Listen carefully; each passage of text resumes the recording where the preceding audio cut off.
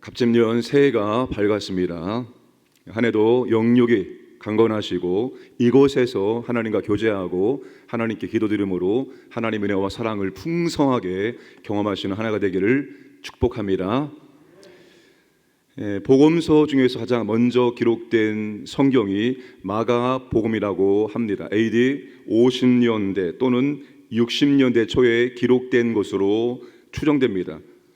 성경이 기록된 시기가 굉장히 중요합니다. 이 성경이 정경이다, 캐논이다 이렇게 확정할 수 있는 중요한 기준 가운데 하나가 이런 식의 기록이 되어야 한다는 것입니다.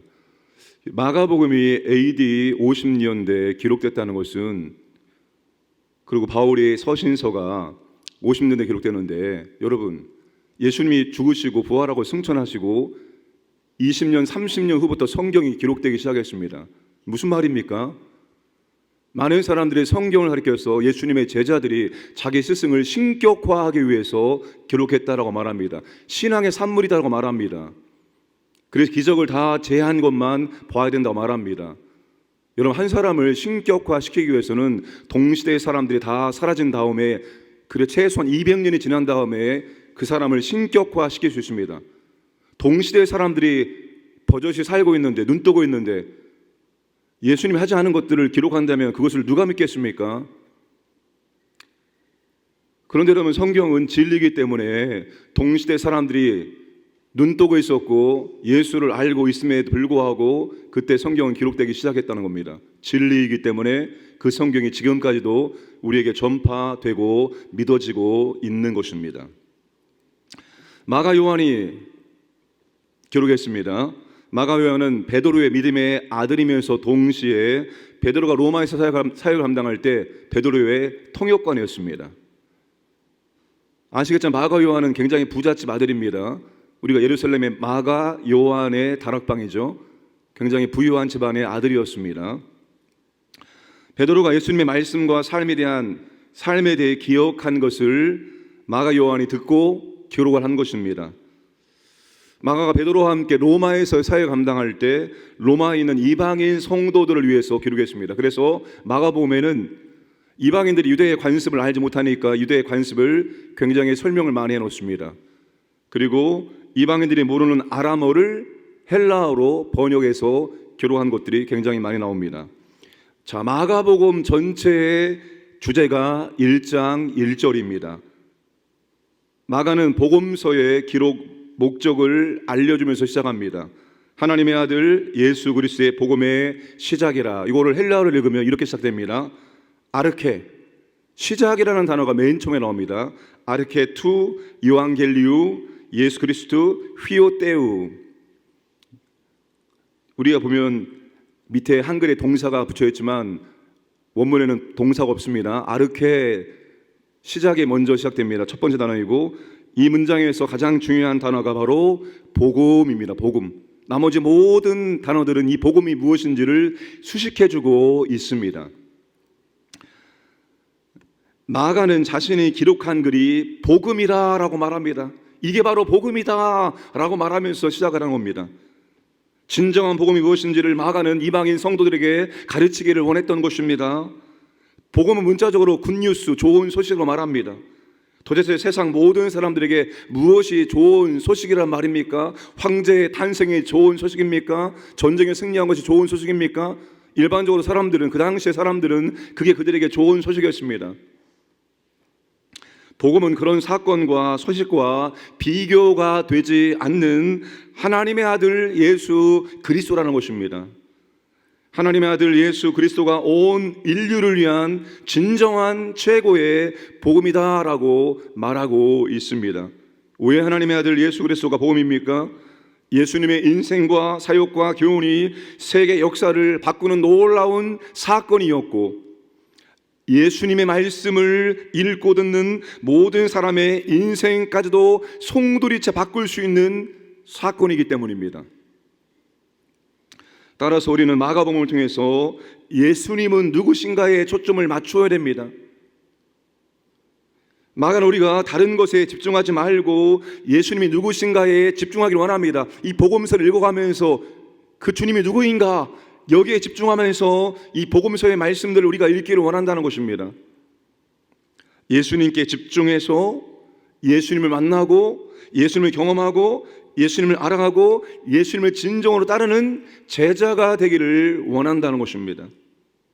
우리의 소망, 우리의 소원, 우리의 모든 것이 예수 그리스도 안에 있음을 믿으시기를 바랍니다. 새해 복 많이 받으세요. 인사를 하는데 진정한 복, 최고의 복이 바로 예수 그리스도입니다.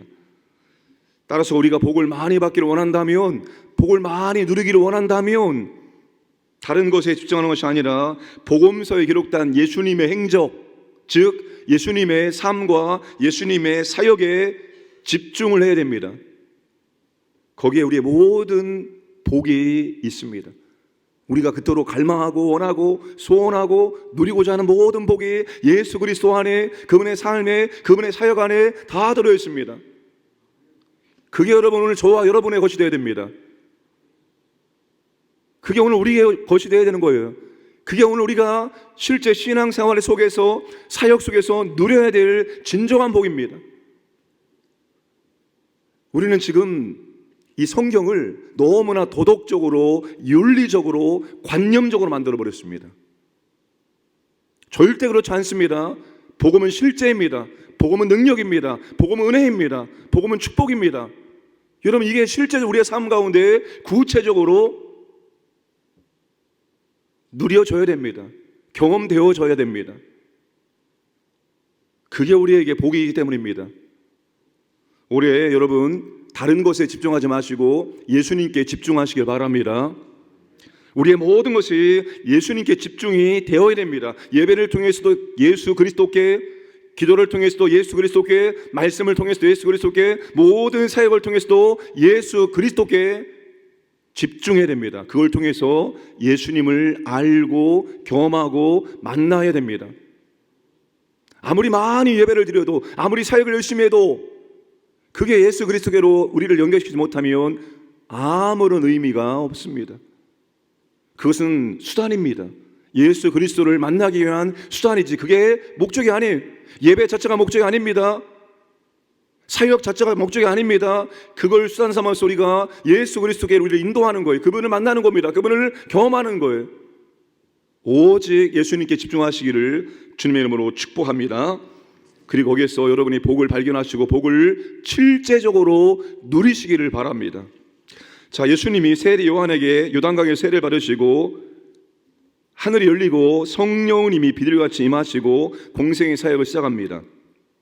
성령님 예수님을 광야로 내보내셔서 40일 동안 사탄에게 시험을 받으시게 합니다. 예수님이 사탄의 시험을 이기시고 첫사람 아담의 실패를 온전하게 회복하십니다. 자, 여기에 중요한 것이 있습니다. 예수님이 하나님의 아들이심에도 불구하고 누가 임하심으로 능력 있는 사역을 감당할 수 있었느냐입니다.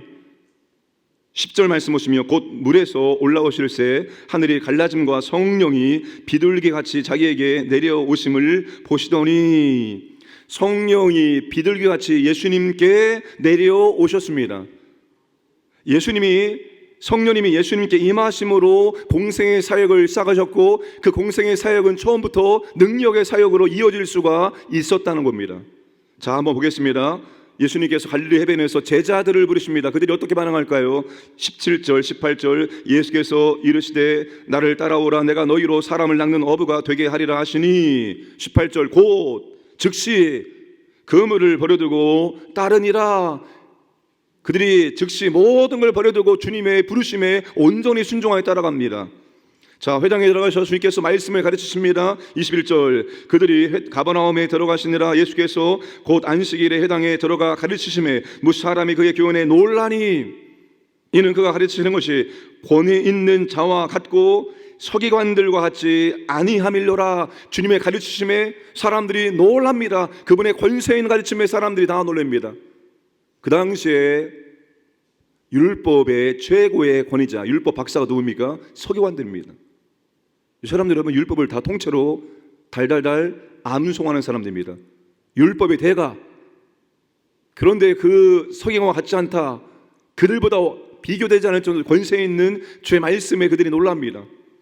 자, 귀신을 꾸짖고 나오라고 명령하십니다. 25절, 26절, 27절 예수께서 꾸짖어 이르시되 잠잠하고 그 사람에게서 나오라 하시니 더러운 귀신이 그 사람에게 격렬히 일으키고 큰 소리를 지르며 나오는지라 다 놀라 서로 물어 이르되 이는 어찌미냐 권위 있는 새 교훈이다. 더러운 귀신들에게 명한즉 순종하는도다 하더라. 주님이 귀신에게 꾸짖고 명령하니 그 귀신이 주님의 말씀에 순종하더라. 사람들이 다시 놀라게 되어집니다.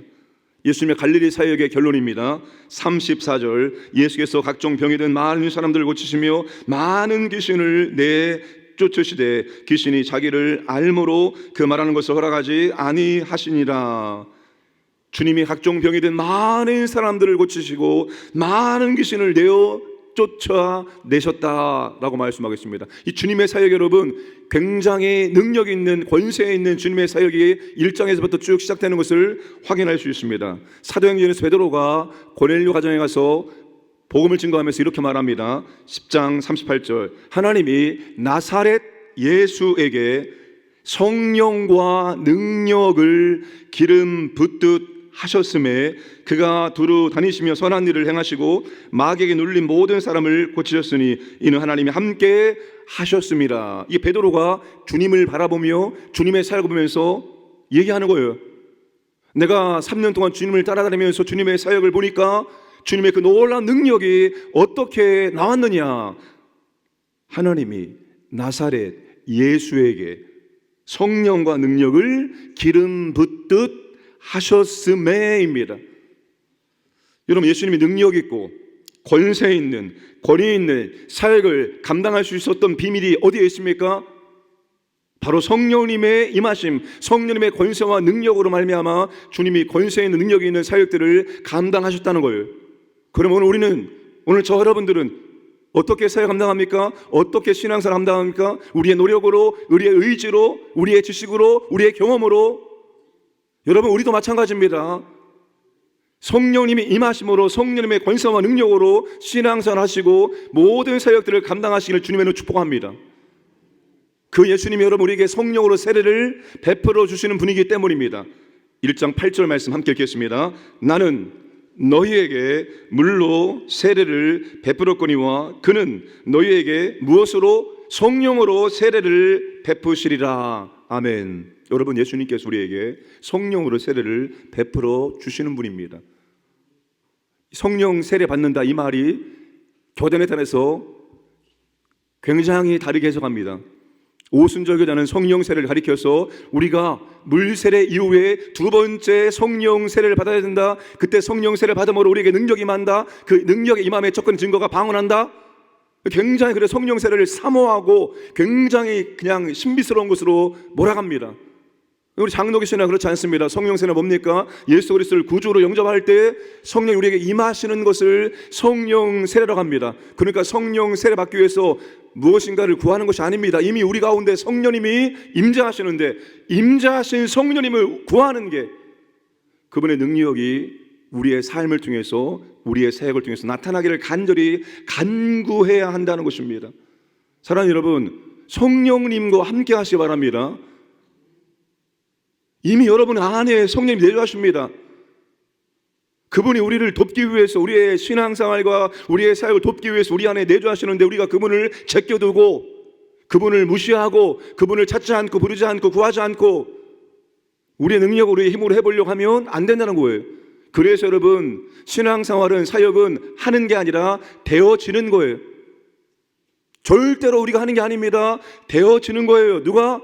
우리 안에 성령님이 나를 통해서 되어지도록 하는 겁니다. 나는 도구예요, 도구.